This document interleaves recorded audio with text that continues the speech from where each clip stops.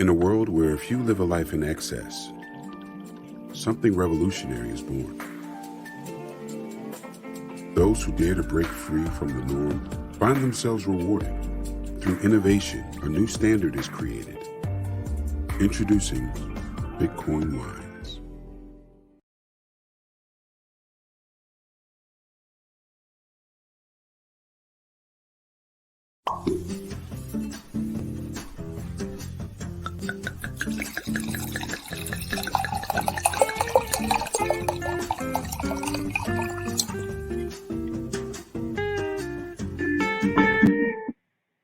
Hello, everybody, and welcome to another episode of Wine, Women, and Crypto. We have our sponsors. I'm so excited about that sponsor, Bitcoin Wines. And what we're going to make sure that we do is put an actual discount code down below so that when you want to go and order your Bitcoin wine, this is the first of its kind. Um, you can order it. We have a code for you to utilize, and you can enjoy your wine. It gets delivered to your door. That being said, let me move my glass. We also have these Wine, Women, and Crypto glasses that are available here at Crypto Blockchain Plug.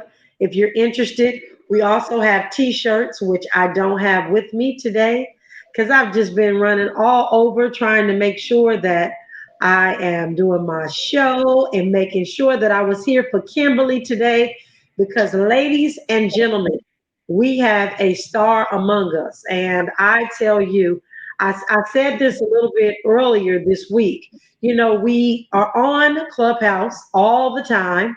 We're running back and forth in between meetings and doing different things.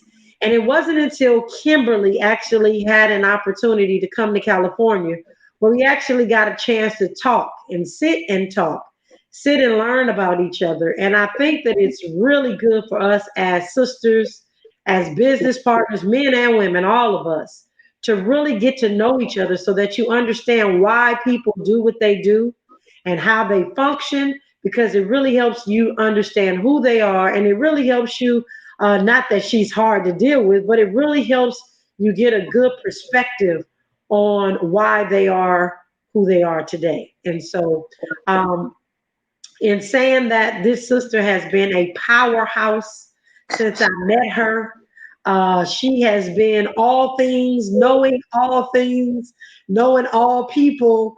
You need something, you can call Kimberly. She opens up that Rolodex and she can find someone that can assist you with whatever it is that you're needing. And she's always had an open heart. She has always had an open mind since I met her. And I'm just really thankful for the opportunity to be in her presence. And because this is Women's History Month, as I've been saying all day, this is her story, not his story, but this is her story. I thank God for Erica because she thought about, hey, how about for Women's History Month, we interview Kimberly. And I'm so happy that we are doing this. I want the rest of the world to get to know what an incredible friend you are. I am going to say this because it may not come up because we've got time and we're going to be talking, and this is going to be not formal. It's just going to be you and I talking to thousands of people. But I just really have to say the type of friend that Kimberly is. So let me say that again. I don't know, almost a year ago. I'm looking at the date. Today is March. I would say that last year, this time, I did not know Kimberly. I will be honest and say I probably didn't know Kimberly. I may have known her name, but I didn't know Kimberly. But Kimberly has been as true as friends that I've had since junior high and high school. Um, she has really she puts her relationship in everything that she does. And it's just really been an incredible experience. And I'm not saying that because she's on the screen. I'm saying that because, it's very seldom that you find women that function in the capacity that she's functioning. And I really appreciate her and all that she does and all that she brings. And without further ado, I talked about the friend side of her, but I want you all to know about the business side of her and some of her personal things. So, Kimberly Booker, welcome to Wine, Women, and Crypto. How are you today? Thank you, Najah. I am humbled. I am honored to be here. I'm honored that you would feature me and my works and the service of the organizations that I'm with. So thank you so very much, sis. From the bottom of my heart, thank you. Well, this is the least I can do because I tell you, when I reached out to you coming across country, you were all that and all there, and made sure we got on the radio and made sure that things were set up. And I just watched you work from not knowing anything, that you took care of everything. So today is your day in Women's History Month to really share and affect change in some other woman's life. And so I will ask you to only share what you want to. Of course, I'm not Sure. going to bring up anything that you don't. Sure. Um, but I really want folks to know, like, your work background, your history, before we get into how you were raised. I want you to really just share with folks some of the projects that you've been on because people never know who they're talking to or talking down to, right? Or who Sure. they're dismissed. And so I want folks to know what big baller we got in our midst. So tell us some of the companies that you work for and some of the projects you work for. Sure. So, my background is radio and broadcasting, multimedia, actually. And actually, with that, I started in radio back in the late 80s.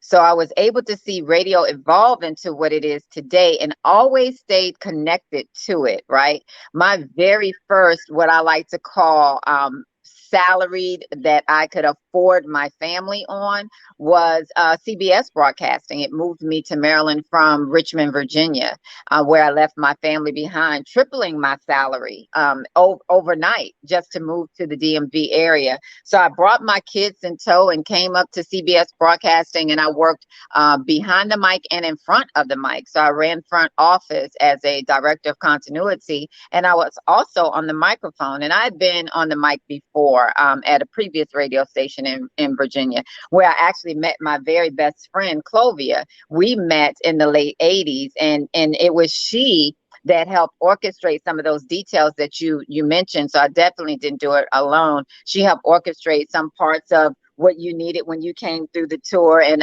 I did too. And we just wanted to make sure that Richmond represented well and that the DMV represented well. So my background, again, being radio broadcasting and communication, I went from there to Verizon. And I was supposed to just be a call center person. That was very good money. But they found out about my radio background and my broadcasting and entertainment background, and they pulled me off the phones. And that's when Verizon wanted to get into the business of doing concerts and music. And, that's when cell phone service was just supposed to be, where it was just evolving into what it is that we know it to be today. And so I took a role that had me all the way across country, all over the place. With Verizon, we rolled out DSL, we rolled out, TV Fios, as you know it. My team actually named that thing Fios. And it just, Verizon wanted to be this monster broadcasting behemoth. And with that, though, I took that experience and really honed in, because when you're working for a Fortune 100 company, you have got to keep your ears and eyes open, because you're there when the doors open. You're there, they're on ground level, and you're right there with them in the trenches. And so I made certain that I networked with managers and that I always volunteered for different things. And I went to different departments that I didn't know anything about. But if they called, I went, because I wanted to really learn what that type of entity, how it runs, right?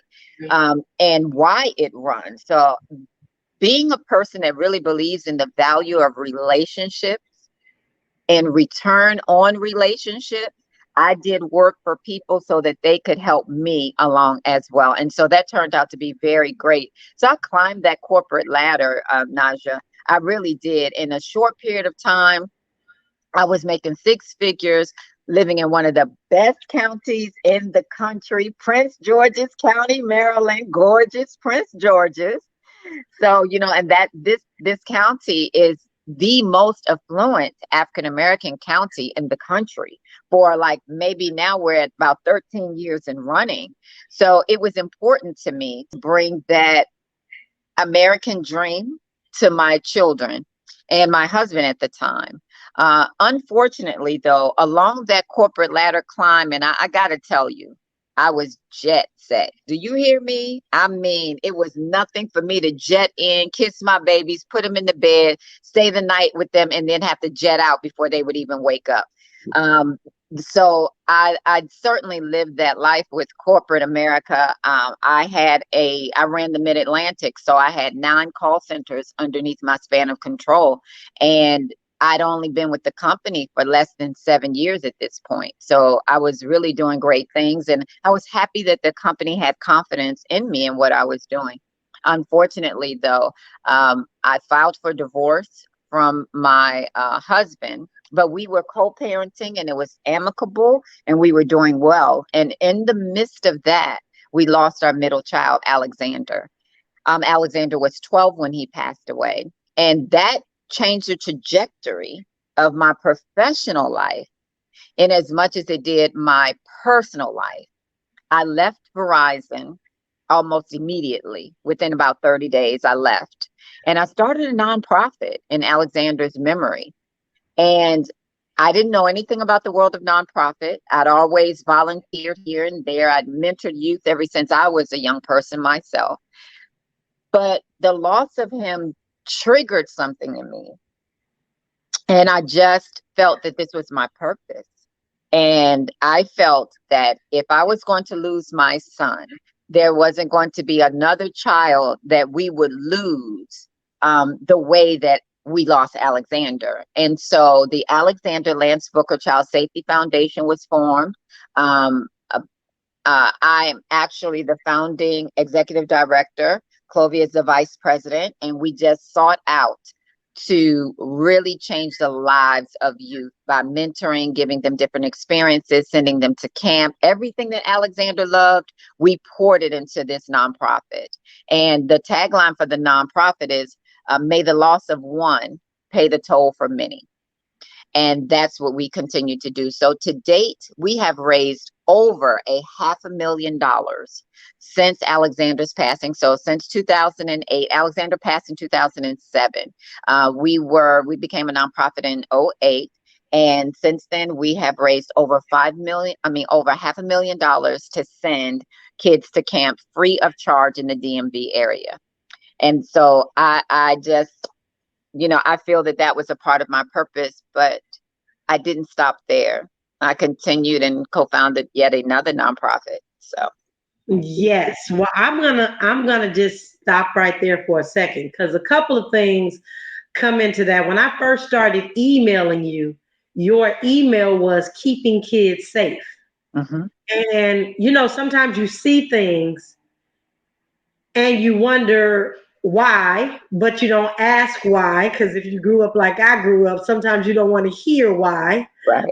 And then to understand that your son was actually, you lost your son, and you wanted to keep kids safe, and then you had this foundation. Not only did you have this foundation, you are about $105 in weight, but you are the strongest person I have ever met. Like I could not ever imagine the loss of a child. And I know, as much as folks say, still to this day, my condolences. But sister, you are super strong and his legacy lives on through you. And not only that, you've sent a child through Crypto Kids Camp organization. Yeah. And so you never even told me that backstory when you all said we're sending the kids to camp at Crypto Kids Camp. And I literally did not learn about the loss of your son until you were just here in California. And I was just in awe because you would never, ever know, because you just move in strength and courage. And I just it just blew me out of the water. And so that was the first blow out of the water. But the second blow out of the water, I need you to go back and share with our viewers. I need you to go back and share with our viewers, if you will, how you grew up. I know we Yeah. fast forwarded to your adult life, but this you got to share with these folks because this is incredible as well. Will do. Let me take a sip on that one before I get Okay. started. So I grew up for the most part, and my youngest memories take me back to East Side Detroit at about 3 or 4 years old. And I was with my mom and my dad. I have one sibling, a younger sister. And my mom and dad, unfortunately, there was a lot of abuse, a lot of domestic abuse that me and my sister witnessed, and that unfortunately that I was a part of. My dad targeted my mom and he targeted me. And my mom was a genius by rating. When she was 12 and a half, she went through a dental malpractice situation where there was a tooth that was abscessed and infected, and there was a white dentist, because back in these days in rural Virginia there weren't any African American dentists to speak of at all, and even the white dentists would opt not to even treat Black people, and that was that. It wasn't even questioned. But this particular dentist was a chronic alcoholic, and he took advantage of black people at this point, just taking their money and treating them any kind of way. And unfortunately, my grandparents took my mom to this dentist not once but twice, and he just failed to give her proper care, which ultimately led to a tragic infection. She lost the lower half of her face, no jawbone, no teeth, no tongue. Part of her larynx was gone, and that's how she grew up. So she grew up not being able to speak for quite some time, feeding herself intravenously, but at the same time, as a teenager, demanding to go to school. She was according to some members of my family, one of the smartest, the brightest that they'd ever seen. And she was even, with my grandfather, he relied on her smarts to help him know, what to sell his tobacco for, what to sell the peanuts for. She would listen to the radio and come back with the trade, amounts and such. And so she was older, and she just decided that she was not going to let her handicap slow her down. So here in rural Virginia, how families know each other. The principal of the school did my grandmother a favor by letting my mom come back to school, and said, if there's one problem out of her, she's got to come back home because she has no business being here anyway. But my mom demanded that she go to school, and she stayed to herself. Not only did she graduate from high school, she went on to graduate from business school, then she went on to graduate from junior college, then she went on to graduate from four-year college, then she went on to get her master's degree. And I mean, I think by the time my mom got her third or fourth degree of sorts, my sister and myself, we just stopped counting. There was like stacks of certifications, and she was just addicted to knowledge, addicted to school. However, as me being young, my mom sometimes wouldn't speak because people wouldn't be able to understand her anyway, or she would have me to speak for her. So you can imagine, at the age of 4 or at the age of 5, I'm on the phone with the landlord. My mom says she's going to pay the rest of the rent on Wednesday. She has 1/3 of it today. I'm holding these type level conversations. I'm making payment arrangements with the electric company at the age of 6. When we go to the bank, my mom would tell me what she wants to do at the bank, and then I would tell the teller. So I've had that voice, right? I've had that voice, and Yes. and and I never knew how to stop that voice. And I think that God purposed me to be a voice for the voiceless. So not only was I a voice for my mom, who ultimately was very articulate, just a genius in writing and doing so many other things. She went on to become a pharmaceutical chemist with Pfizer. That's where she retired. But she ran many blood banks at several hospitals between Michigan, Detroit, Michigan, and Virginia. She just did awesome things with her life. And I tell people, if she was not my mom and I was just watching her from across the street, she would still be my hero. She would still be that woman that I say, I just want to be like her. And I'm just so blessed that she was indeed my mom. Rest her soul. She left here on the 16th, in 2016.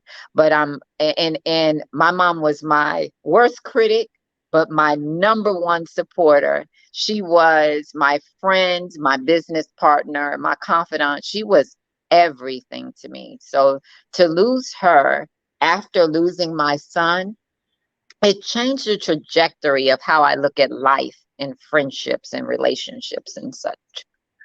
And I just have to say, wow. First of all, the fruit does not fall from far from the tree. And I tell you, because one day I just literally had to sit and say, who is this lady? Because this lady is just not normal at all. And it's totally authentic. And, just hearing your story, hearing about your mom, it was just a wow, like, oh my goodness, wow. And to know that you have been negotiating and talking to folks about things since you were 5 and 6 years old, like it has done well for you. And I can tell you all, I can look at something and I think I pay attention to details, but Kimberly Booker, my friends, she will dissect something and come back with 10 things I didn't see. And like, did you know this, and this? So y'all better watch out if you're trying to put anything over the Kimberly Booker, because it ain't going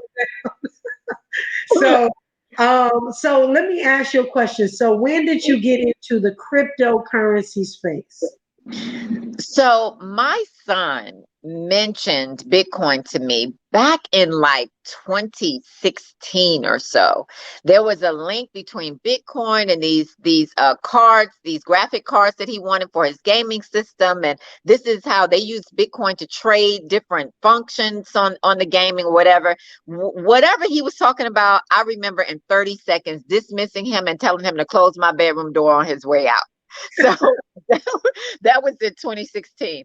And ironically enough, maybe the next year in 2017, my son came to me and told me about one of his friends who was buying a Tesla the next year with his Bitcoin money that he had invested. So I was like, you talking about little Calvin? He was like, yeah, he was doing that Bitcoin thing. Remember I was telling you about? He was like, well, he's doing good. He's bought a Tesla. I'm like, you like open my door and come in here. Instead of close my door, open it and get up in here. And so that really opened my mind. And being a natural researcher, I started researching it, but I really wasn't ready to take my jump yet. And I got involved in other things. But in 2019, late 2019, I was ready to jump. I had enough faith that, 2020 is going to be my year. So I subscribed to, Wall Street Trapper. So I became a trapper with Wall Street Trapper. And I started watching Earn Your Leisure in 2019. I mean, every day I was on there. I think Trapper would know me by face and name if he ever met me, simply because we dialogue so much through the website. But then 2020 comes and I'm ready to get into this crypto game, and then the pandemic, right? And all I knew was this thing that was inching itself up just went tanked, for what I believed was its history. And so I sort of put it on the back burner, as did the rest of the world, right? Mm-hmm. But when December of 2021, well, maybe right about the summer of 2021, I did my first investment summer of 2020. And then when 2021 came, I really started peeling back the onion, Najah. Like, what is this thing? I don't want to just be an investor. I want to get the understanding of the logic. So I read the white paper, started watching YouTube videos, and then came beautiful Clubhouse, my tribe. Yes, yes, yes, yes. Yeah. Yes. And so you came into Clubhouse, and for those of you that don't know, there are a lot of us that actually congregated on Clubhouse from the very beginning. We're not founders per se, but we have been there from the beginning Yep. and really working and trying to help each other understand, because I think we were all learning some things that we didn't know at the onset of Clubhouse. And and I have to say this because a lot of people are like, "Why are you on Clubhouse?" And you don't, it's not our actual platform. You making somebody else rich. And I was like, you know what? I'm sorry. This is just one of those that I'm just gonna have to get on, because I have Right. met some bona fide, real people that are Yes. not fake, they're not phony, they are not trying to act like they're better than thou. It just was a group of people that was just awesome. Yeah. And so that is where we met. Yep. And again, we didn't even really know about each other until last month, I would say, a month before last. But so once you got your feet wet in the cryptocurrency space, you moved to another level Yeah. that a Yeah. lot of us didn't move to. And I want you Yeah. to tell us about that journey.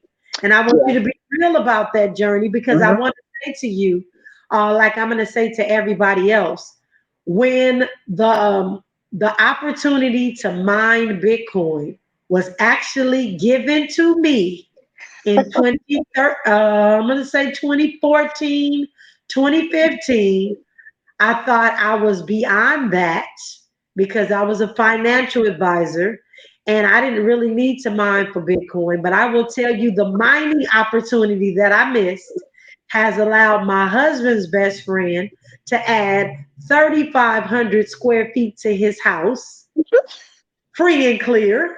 Yeah. And the other friend lives on a yacht, free and clear.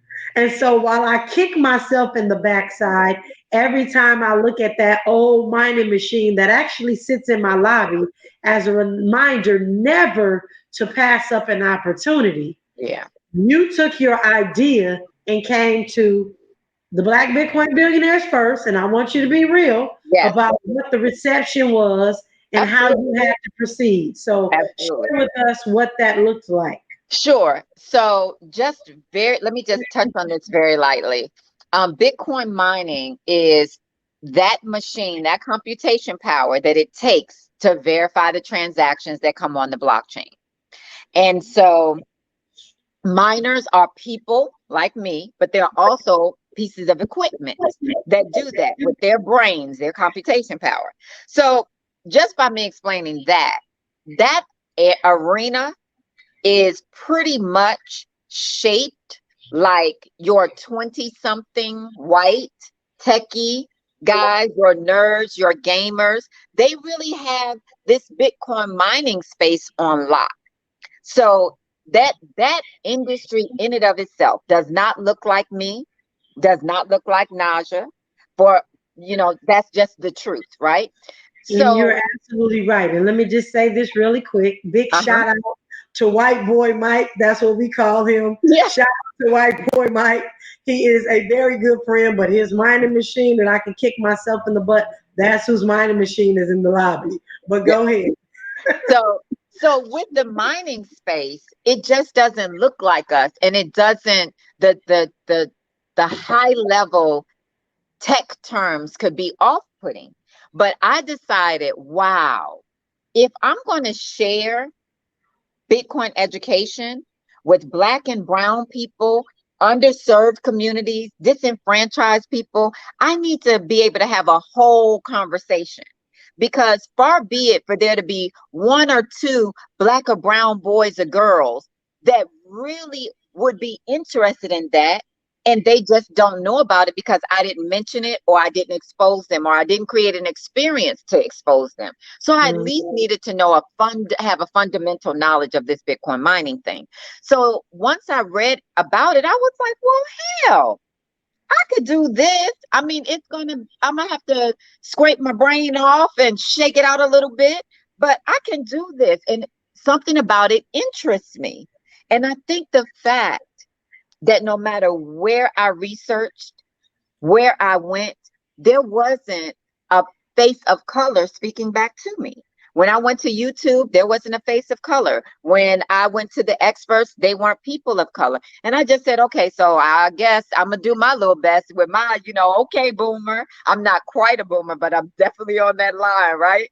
I said, I'm going to do this. And I dare somebody to stop me. So I went to my community and I looked to see who in my community is mining. Well, I found two individuals, and I went to one of those individuals and I said, listen, I heard that you're doing Bitcoin mining and I would love to do that as well. Would you consider, spending some time with me, mentoring me, giving me some resources to research? I'll do the work. I'm not trying to pick your brain, but I just want some guidance from you. Would you do that? And this person shot me down so badly. It's been when I tell this story all the time, as a grown ass woman, it's been a long time since somebody talked to me in that tone, in that manner, and was that dismissive. And I just had to take it. I was shocked. I could not get past it, but I kept it to myself because I just did not want to be the experience that would keep this person from continuing to share. So I just figured, okay, well, you know what? I'll just figure it out myself. But it hurt, right?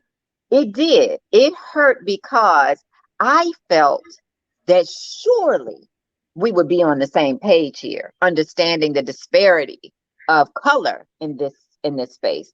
But this person went on to tell me it's going to cost you too much. You need to do some research. You need to pay your tuition and go to the school of hard knocks like I did.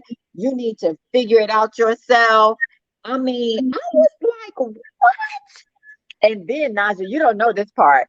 So, but me and this person arranged to see each other face to face in DC when you were coming to speak in DC. So this conversation took place in DC while you were on the microphone speaking. Wow. This conversation. And this person ended the conversation with, so I really just want to hear what Najah has to say right now, but I think I really told you everything that I was going to say about it. So yeah. Oh, wow. Wow. So the only thing I got to say about that is, can you imagine? Can you imagine? And look where you are today. So we move on from, can you imagine? That's all I got to say. But look at God. Right. So, can I tell this part? Yes. Let me tell this part real quick. So I have my little tail tucked and I don't know what I'm going to do. And I'm trying to decipher SHA-256 from these hexadecimal numbers, from, the halving and the difficulty. I'm trying to get it all together. So Black Bitcoin Billionaires, the club that you and I are in, has a room. They host a Bitcoin mining room, like out of the blue. And I'm like, oh my gosh. And I go into the room and the host is one Hispanic guy and one white guy. And this white guy is white. So they are the instructors for this room. Afterwards, I hit up the Hispanic guy who never responded to my message. So I hit up the white guy and I send him a DM and I just tell him what I want to do and how enthusiastic I am. And I really want to do this. And would he just adopt me? Would he mentor me? I promise I'll do the hard work. So he sends me a list of about 15 videos to watch, 3 articles to read. I mean, something that should have took me a month. So he says, after you finish all of this, get back with me in a month's time and we'll talk. I did that stuff in 2 weeks and I hit him up and he was like, you're finished? And I said, Wow. yes, I did some of it twice. He said, I got you. You're the one. You are the one. And that is Marshall Long. And that is my dude. You hear me? And we co-founded BTC Impact with Valton Eason. So Well, let me say congratulations to you. And your dude is my dude. And Yeah. for those of you that don't know, I got an email yesterday because your dude is on my back about those minors. Yeah. So BTC Impact actually donated minors to Crypto Kids Camp. And I want to say thank you to you all publicly. We haven't been able to plug them in just because there's massive construction going on, but that we were not aware of, but we're trying to figure out what we're going to do from here. But I do want to say thank you to BTC Impact. So what is the mission and goal of BT? Like, you have built a whole company around Bitcoin mining under a year. You're in colleges already. What colleges are you in with these mining machines? Tell us that first. Sure. So back in September, we made history with the University of Wyoming. The University of Wyoming is actually mining Bitcoin as a part of its curriculum. There's an accredited class. We went there, we set up the mining equipment, we gave them instruction on mining, diagnosis, setup, cleaning, and such, put them on the blockchain. We did their software diagnosis, connected them to a mining pool so that they could actually see what they're doing, and they are actually generating Bitcoin. We do a split with the university for that Bitcoin revenue so that we can continue to purchase machines and refurbish machines and go to the next school. So in exchange for that, and they gave us a beautiful lab. So University of Wyoming, and then after University of Wyoming, we had Texas A&M reach out to us. So we set up a Bitcoin mining club there as well. So there with Professor Karuk, he runs Swirl, which is a nonprofit off of the Mays Business School, Texas A&M. So now Texas A&M is mining Bitcoin. University of Wyoming made history in that they are the first college to mine for Bitcoin. Not a little club, not something that's going on illegal in the frat house, but to actually legitimately mine for Bitcoin, and the school carries that on their balance sheet. So we are very, very excited. And we're looking at that. Yep. HBCUs, y'all up next. HBCUs. So anybody that has an HBCU, and they can definitely benefit from Bitcoin mining. She talked about revenue share, and all of our HBCUs need revenue. Absolutely. And I went and looked at my mining machines yesterday. I've got to figure out how to get them here to the office until they finish the construction. But we don't have the port, so I got to figure some things out. But we're going to get that done. And all I got to say is, look at God. You went from being totally tail-tucked to being the premier Bitcoin, Bitcoin mining company in the U.S. You are partnering with some of the largest Bitcoin mining brands. Yes. To bring Bitcoin miners to organizations. If you have a nonprofit organization, BTC Impact would like to work with you as well. I just, ladies and gentlemen, this is Women's History Month.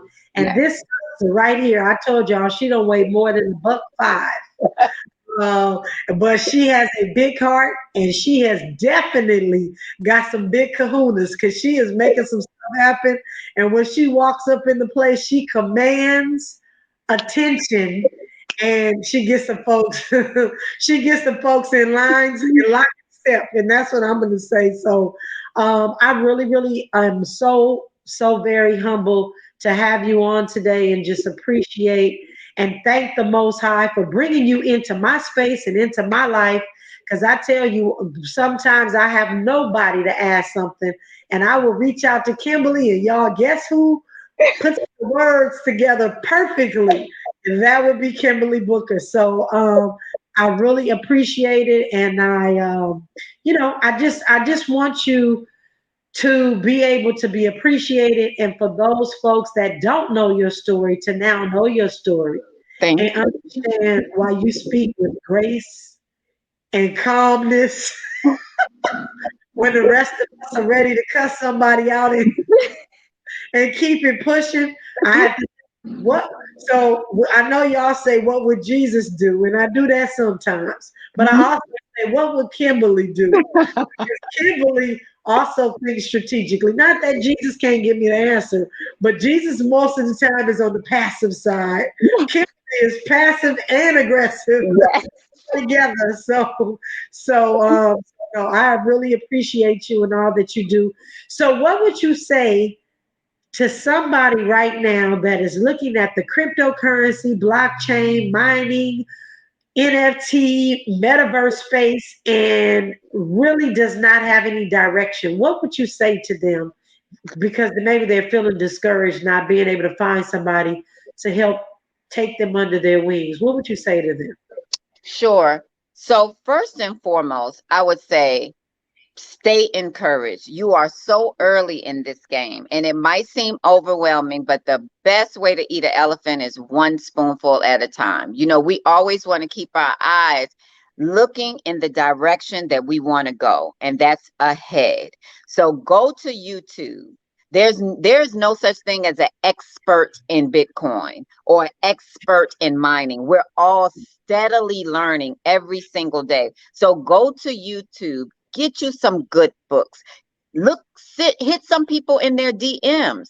They'll answer. Believe it or not, they will. Some people will answer you. Come on social media platforms such as Clubhouse. Go to Instagram. Do some research. But whatever you do, stay encouraged, because if this is a place where you feel passionate about, then you can bring your everyday passions to this space and they can evolve there. I was passionate about nonprofit, passionate about Bitcoin. Who would have known that I could merge the two to do what we're doing now in service? So just stay encouraged, use good, reputable resources, reach out to good people with sincerity, authenticity, and be ready to do the work.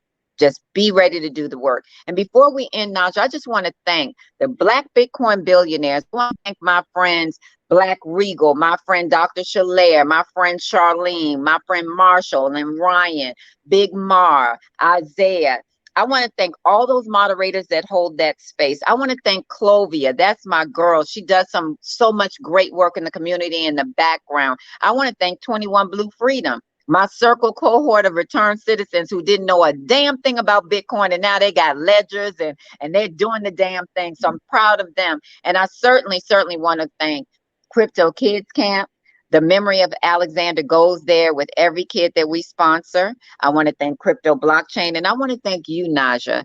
You are the James Brown of Bitcoin. Do you hear what I say? You are the hardest working woman in this Bitcoin showbiz. You have got to know that, sis. So I am grateful for you. Thank you for this platform. I certainly appreciate it. Well, thank you, and and I know you mean no harm, no foul, but we have to mention that Justin, because if Oh, we yeah. don't mention that Bitcoin Justin brought vegan. us together. Bitcoin vegan, he brought us a little closer together, because Yes, we yes, had to have some heart to hearts about you, Mr. Justin. So yes.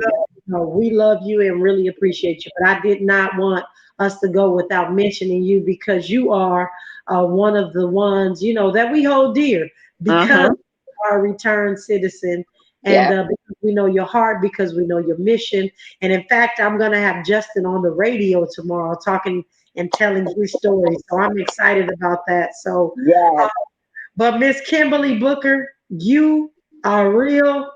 I'm going to Vermont to the snow for you. Because I would never in my bald-headed life be went to a place colder than where I could go up to the mountain in the snow and come down to 80 degrees, which I just did last week here in California. But I am coming to Vermont. This is my first trip to Vermont. We are going to Mine be too. And I am super excited. I cannot wait. And I just really appreciate you. And this is Wine, Women, and Crypto. This is Women's Her Story Month. And I just want to also say to each and every one of you that are listening, if you have not already done so, please go to btcimpact.org, btcimpact.org. I'm going to give a couple of different instructions today. I also need for you all to reach out to me and text me if you are in need of anything. I want to leave btcimpact.org up because I know we may have some questions in the chat. But I also want you all to reach out to me on my and text me. I have a text message number, and we return all your text messages. So please reach out. Believe BTC Impact up right now. Are there any questions or anything that we need to be talking about or answering for our audience today, ladies? And we have we got a fabulous team here. I like these ladies are the business, and so I just appreciate each and every one of them. If you can tell us if there are any questions, if there are not any questions, we are going to move to what we're going to be doing. Let's see. No questions? If there are no questions, I would like to let you all know that this Saturday we are having a Crypto Essentials event. Crypto Essentials is a Crypto 101, but what we do is really get you started and get you knowing the actual basics, get your wallet set up, and again, get you going. You can do it virtually or you can do it in person. And so I'm really excited about doing another Crypto Essential, and I will ensure that you will get all of your learning done on the Crypto 101 space. But then also, if you need to send me a text message, I ask that you do it, and I'll put that in the chat. It says chat to the other guests. So I'll do that. It's 424-317-7373. So please reach out to me. I'm going to be putting some critical information in the text message about what's happening with Russia. I do know that that Bitcoin just took over the rebel, which is the Russian dollar. So that just happened today. This is an incredible time. We are living in history.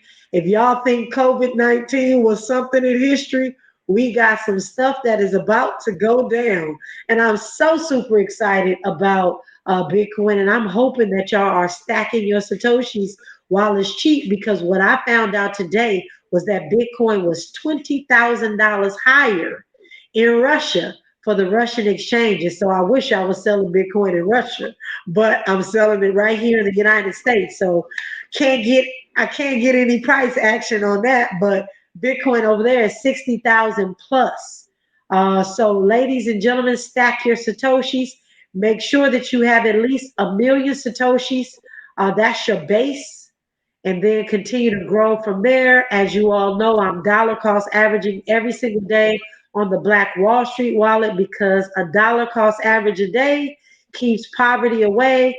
And last but not least, we have the virtual Underground Railroad. You can go to the virtualundergroundrailroad.io and you can get in the virtual Underground Railroad. There's lots of information in there already stored, and just really looking to really build community. And so, Kimberly, again, I appreciate you, and I appreciate all that you bring. And if there are any last words, go ahead right now. Yes, ma'am. Sure. If you want to support BTC Impact and what we're doing, we take any and all donations. We do everything from send kids to crypto camp, to educating college students, to refurbishing minors so that HBCUs and other colleges can teach and help our younger generation make a segue into employment in this sector. So you can make your donations. You can go to www.btcimpact.org and you can donate there. We take cash donations and Bitcoin. or you can send a donation to our Cash App, which is $BTC Impact. Again, that's $BTC Impact. Thank you so very much for listening, and thank you all for your support and your prayers. You are much appreciated. Now, y'all know our tagline. Come and get this orange peel. With that, we drop the mic. So, ladies and gentlemen, have an incredible rest of your evening. Peace and blessings. Love you, Kimberly Booker, to pieces.